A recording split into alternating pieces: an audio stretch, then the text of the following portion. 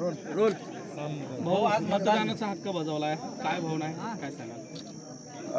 मनातून अतिशय आनंद होतोय की 2009 नंतर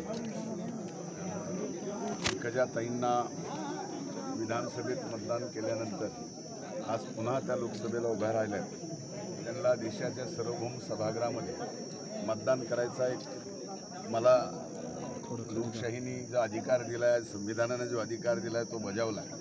आणि या ठिकाणी आज त्यांच्या प्रचाराची पूर्ण जबाबदारी असंख्य कार्यकर्त्यांनी या ठिकाणी घेतली. आणि आज मतदान करताना त्यांना जे समाधान आणि आनंद होतो आहे तीच भावना माझी आहे.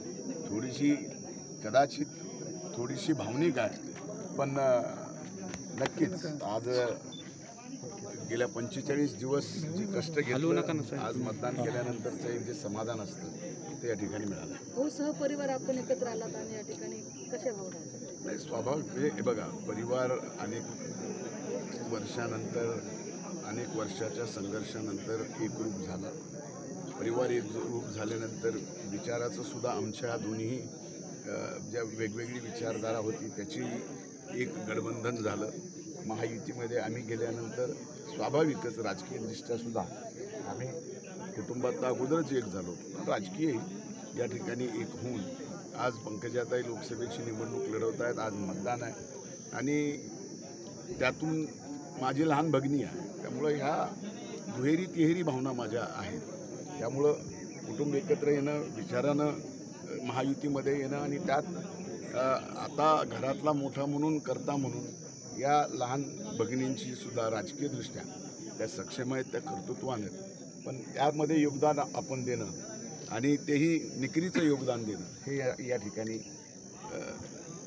एक त्रिवेणी संगम आहेत भावनेंचा, तो आज या ठिकाणी आहे. भाऊ, भरपावसात सभा घेतली होती, कसा विश्वास आहे? काहींनी या ठिकाणी जातीय रंग देण्याचा प्रयत्न केला, तर काहींनी या ठिकाणी आकडेवारी देखील सांगितली समाजाची. हे बघा, एक लक्षात घ्या, समाजाची आकडेवारी कशी निघते मला तर काही कळत नाही.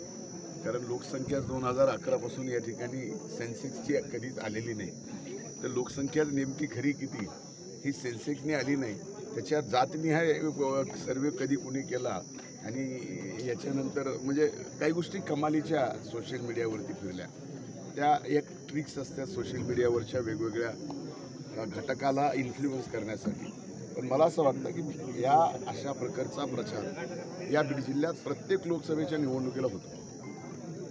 मी ज्या निवडणुका पाहिल्या त्यात प्रत्येक निवडणुकीमध्ये असा जातीपातीचा, धर्माच्या राजकारणाचा प्रचार या ठिकाणी केला जातो.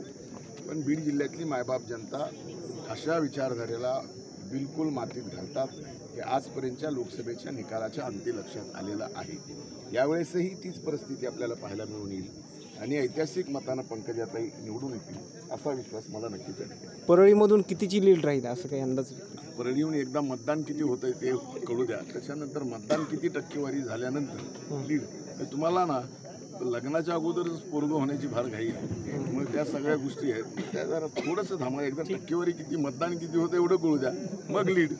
बीड जिल्ह्यात सर्वात तालुक्यात परळीची जास्त राहील अशी अपेक्षा ठेवायला तुम्हाला काय हरकत नाही.